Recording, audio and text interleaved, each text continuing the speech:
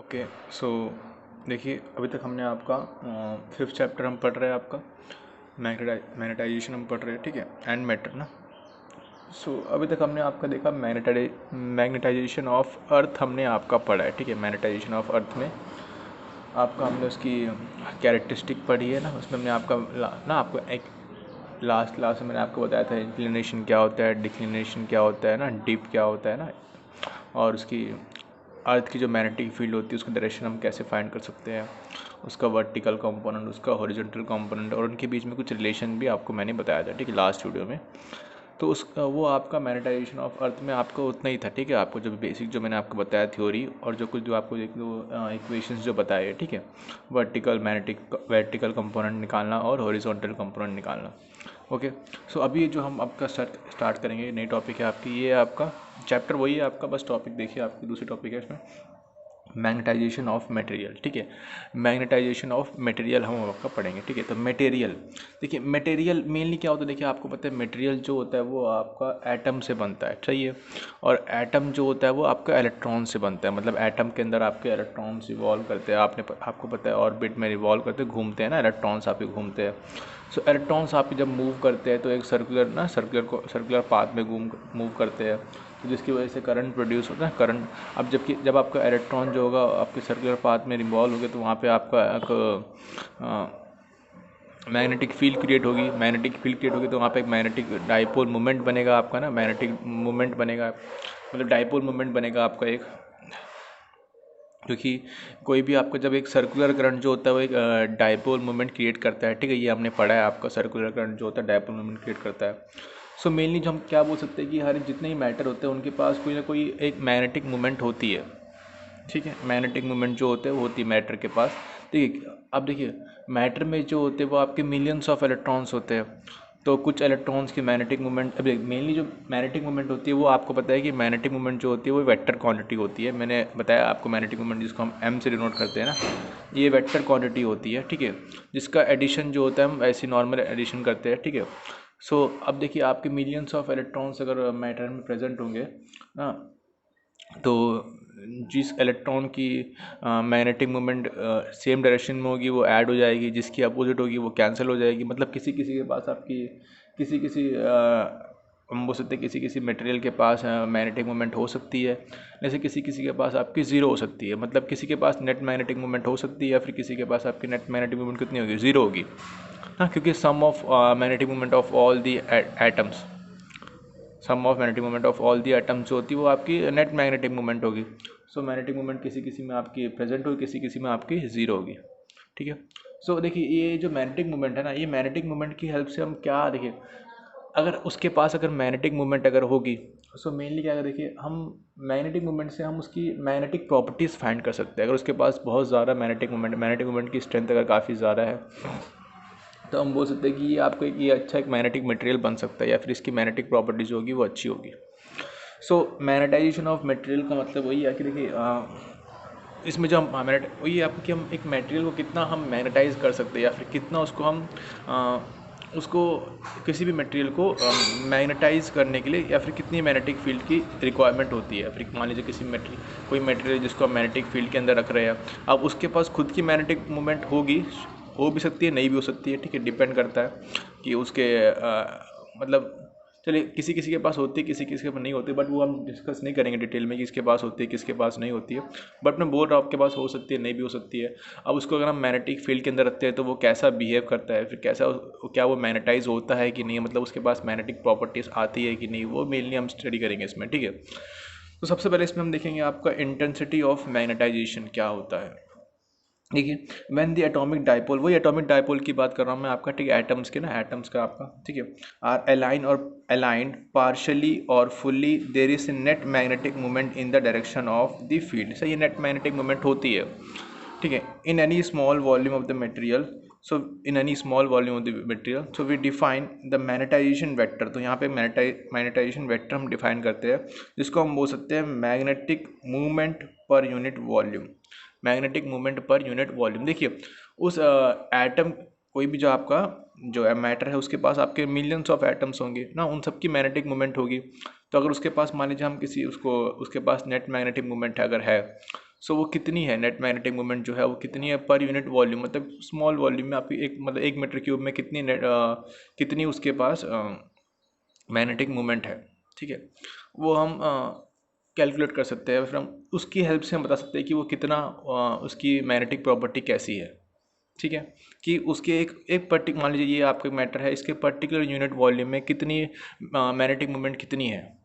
अगर ये हमें पता चल गई, मान लीजिए अगर हमने फाइंड कर लिया मैग्नेटिक मोमेंट कितनी है इसमें, तो हम इसका हमें पता चल जाएगा कि इसकी मैग्नेटाइजेशन कितनी है, फिर इसकी इंटेंसिटी ऑफ मैग्नेटाइजेशन। इंटेंसिटी वही है आपकी इंटेंसिटी ऑफ मैग्नेटाइजेशन, मतलब वो कितना आपका, कितना वो, ये इंटेंसिटी से ही हम पता कर सकते हैं कि कितना वो मैग्नेटाइज होगा, या फिर कितना वो जो मटेरियल होगा वो हमें मतलब मैग्नेटाइज होके आपका एक मैग्नेट की तरह बिहेव करेगा, मतलब कितना उसकी अंदर मैग्नेटिक प्रॉपर्टीज़ को हम डाल सकते हैं या फिर पुट कर सकते हैं ऐसे में। ठीक है, सो ये आपका when the atomic dipoles are align partially और fully their net magnetic moment in direction of the field. सही है, अगर मान लीजिए कोई भी आपका मैटर है, उसमें एटॉमिक डाइपोल्स जो आपके अलाइन हो रहे हैं, ठीक है, आपके मैग्नेटिक फील्ड के डायरेक्शन में, मान लीजिए मैग्नेटिक फील्ड के अंदर हमने इसको रख दिया, अब इसके जो एटम्स है वो क्या हो रहे हैं, आपके अलाइंस हो रहे हैं मैग्नेटिक फील्ड के डायरेक्शन में। सो अब कितने अलाइन हो गए, ठीक है, तो उसके पास क्या बनेगी, मैग्नेटिक मोमेंट बनेगी। अब ये एक पर्टिकुलर यूनिट वॉल्यूम में कितनी मैग्नेटिक मोमेंट बनेगी, तो उसको हम बोलेंगे आपका इंटेंसिटी ऑफ मैग्नेटाइजेशन। तो हम बोल सकते डायरेक्ट आप बोल सकते हो इंटेंसिटी ऑफ मैग्नेटाइजेशन मतलब क्या होता है आपका magnetic moment per unit volume, जिसको हम आई से डिनोट करते हैं। ठीक है, आई, और इसका डायरेक्शन क्या होगा, जिस डायरेक्शन में आपका नेट मैग्नेटिक मोमेंट होगा। तो इसको अगर इसको मैं फाइंड करना है, सो मैं इसको फाइंड ऐसे करूँगा, आई इज इक्वल टू, ठीक है, intensity of magnetization, magnetic moment per unit volume, net magnetic moment. ठीक है, ये नेट मैग्नेटिक मोमेंट है, net magnetic moment over volume, net magnetic moment जो यहाँ पे डेवलप होगी। समझ रहे हो आप, किसी मटेरियल को जब मैं मैग्नेटिक फील्ड के अंदर रखूँगा तो उसके अंदर कितनी मैग्नेटिक मोमेंट डेवलप होती है। ठीक है, तो उसको हम बोल सकते हैं आप कितनी उसके अंदर एक पर्टिकुलर यूनिट वॉल्यूम में कितनी मैग्नेटिक मोमेंट डेवलप होती है, उसको हम बोलते हैं इंटेंसिटी ऑफ मैग्नेटाइजेशन। ये इंटेंसिटी ऑफ मैग्नेटाइजेशन की हेल्प से ही हम फाइंड कर सकते हैं कि ये जो मटेरियल है ये आपका मैग्नेट की तरह बिहेव करेगा, या फिर इसको हम कितना मैग्नेटाइज कर सकते हैं। ठीक है, इससे हम आई से ही फाइंड कर सकते हैं। तो याद रखिएगा आप, आई क्या होता है आपका magnetic moment per unit volume. ठीक है, और फिर मटेरियल की बात कर रहे हैं हम यहाँ पे।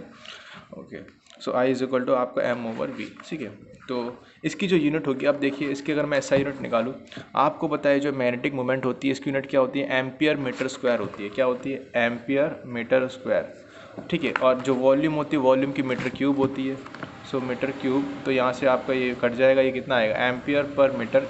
ठीक है, एम्पियर पर, तो इसकी ऐसा यूनिट क्या होगी, ऐसा यूनिट क्या होगी, एम्पियर पर मीटर या फिर एम्पियर मीटर इनवर्स। ठीक है, एम्पियर पर मीटर, तो ऐसा यूनिट जैसे क्या होगी, एम्पियर पर मीटर इनवर्स।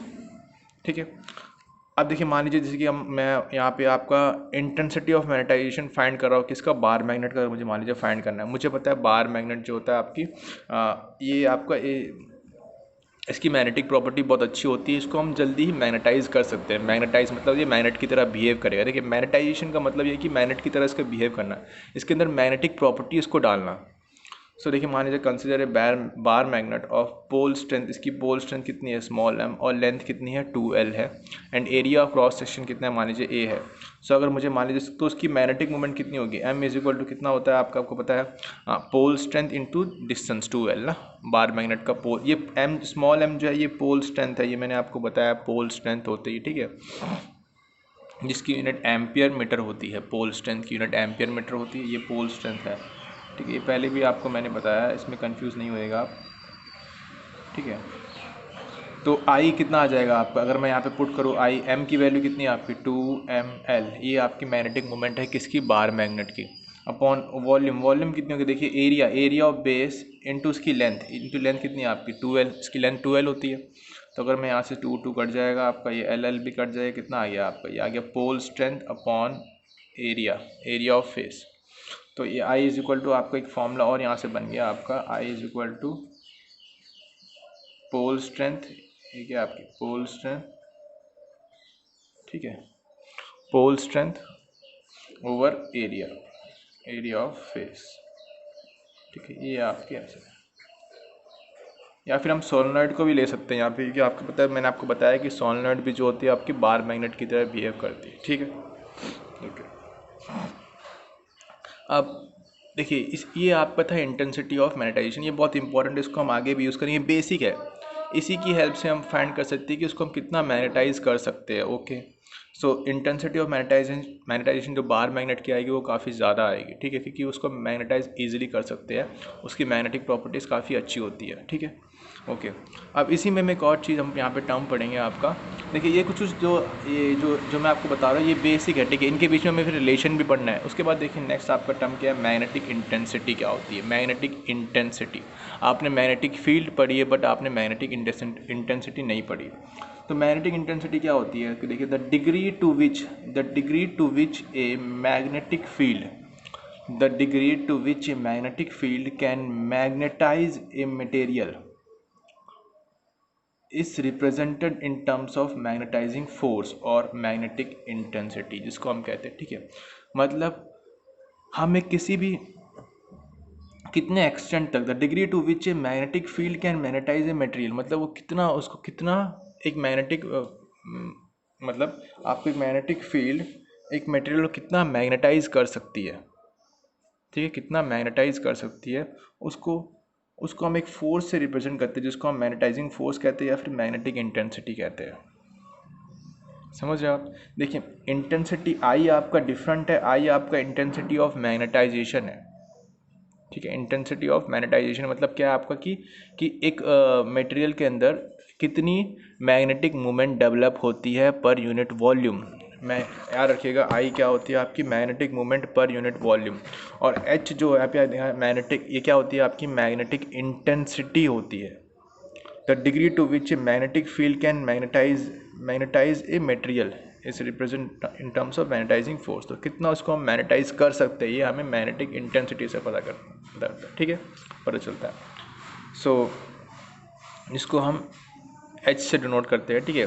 और इसको निकालने का भी तरीका होता है। देखिए अगर आपको पता है सोलेनॉइड जो होता है, अगर मैं सोलेनॉइड की बात करूँ, आपका इनसाइड सोलेनॉइड, आपको पता है, मैंने आपको बताया होगा, इनसाइड सोलेनॉइड जो मैग्नेटिक फील्ड बनती है वो कितनी होती है, B is equal to mu naught n into I, ठीक है, ये होती है inside solenoid magnetic field inside a solenoid, ये डेवलप होती है, ठीक है, B is equal to mu naught, ठीक है, एन इंटू आई।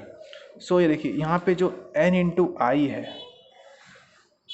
ये जो एन इंटू आई होती है, अब आपको पता है कि सोलेनॉइड जो होता है आपका, सोलेनॉइड एक बार मैग्नेट की तरह बिहेव करता है, सही है। ओके, अभी हमने सोलेनॉइड को लिया, यहाँ पे इसके नंबर ऑफ टर्न्स यहाँ पे कितने हैं, एन है नंबर ऑफ टर्न्स, और आई जो है यहाँ पे, आई जो है क्या है आपका, करंट जो इसमें फ्लो हो रहा है। सो ये जो कि जितना ज़्यादा करंट फ्लो होगा उतनी ज़्यादा उसकी मैग्नेटिक फील्ड होगी, मतलब उतनी ज़्यादा मैग्नेटिक फील्ड की इंटेंसिटी वहाँ पे ज़्यादा होगी ना, इंटेंसिटी वहाँ पे ज़्यादा होगी। सो आई जितना ज़्यादा होगा उतनी ज़्यादा इंटेंसिटी ज़्यादा होगी, नंबर ऑफ टर्न्स अगर ज़्यादा होंगे तो वहाँ पे इंटेंसिटी भी ज़्यादा होगी। तो बेसिकली हम क्या करते हैं, जो एच जो होता है आपका, एच जो होता है वो आपका एन इंटू आई होता है, एन इंटू आई होता है। आई से हम उसकी स्ट्रेंथ ही फाइंड करते हैं, मैग्नेटिक स्ट्रेंथ जो होता है ना, मेनली हम आई से फाइंड करते हैं। मैंने आपको बताया अगर हम वहाँ पे अगर हम वहाँ पे करंट, किसी भी चीज़ में अगर हम करंट को अगर इंक्रीज़ करेंगे, अगर वहाँ पे करंट अगर इंक्रीज़ हो रहा है तो वहाँ पे जो इंटेंसिटी होगी, मैग्नेटिक फील्ड की इंटेंसिटी जो होगी वो बहुत ज़्यादा होगी। अब कॉइल में जितने ज़्यादा नंबर ऑफ टर्न्स होंगे, नंबर ऑफ टर्न्स पे अगर ज़्यादा होगी तो इंटेंसिटी क्या होगी, ज़्यादा होगी। तो मैं बोल सकता हूँ कि एच जो होता है आपका, जो मैग्नेटिक इंटेंसिटी होती है वो आपके एन इंटू आई होता है, नंबर, मगर वहाँ पे नंबर ऑफ टर्न्स अगर है तो H equal to n into I होता है। सो यहाँ से आपको ये मैग्नेटिक फील्ड जो होती है वो बन जाती है आपकी mu naught into H, mu naught into H. ये बहुत इंपॉर्टेंट रिलेशन होता है, B is equal to mu naught into H. ये बी नॉट लिख दो, तो इसको मैग्नेटिक फील्ड है ना, म्यू यहाँ पे स्पेस की बात कर रहा हूँ मैं, ठीक है, क्योंकि स्पेस म्यू नॉट जो आपका permeability of A free space होता है आपका, कि वो कितना उसको परमिट करता है, ठीक है। सो ये बेसिकली आपको थोड़ा सा ये रिलेशन थोड़े याद रखने हैं आपको, ठीक है। इसके बारे में और भी हम आगे डिस्कस करेंगे, ठीक है, और भी मेरे पास बहुत सारे इसमें आपके रिलेशंस है बहुत सारे आपके, ठीक है। आपको बस याद रखना है कौन कौन सी चीज़ मैं आपको बता रहा हूँ, क्या क्या आपका एच क्या है, ठीक है, बी नॉट क्या है यहाँ पे अगर मान लीजिए आपके, ठीक है, यहाँ पे आई क्या है आपका, ठीक है, ये आपको भूलना नहीं, ठीक है, क्योंकि इनके बीच में हम रिलेशंस फाइंड करेंगे और हम अलग अलग आपके पैरामैग्नेटिक, डायमैग्नेटिक और फेरोमैग्नेटिक मटेरियल्स के बारे में भी स्टडी करेंगे, ठीक है, डिफरेंट स्टडी करेंगे। Okay, thank you.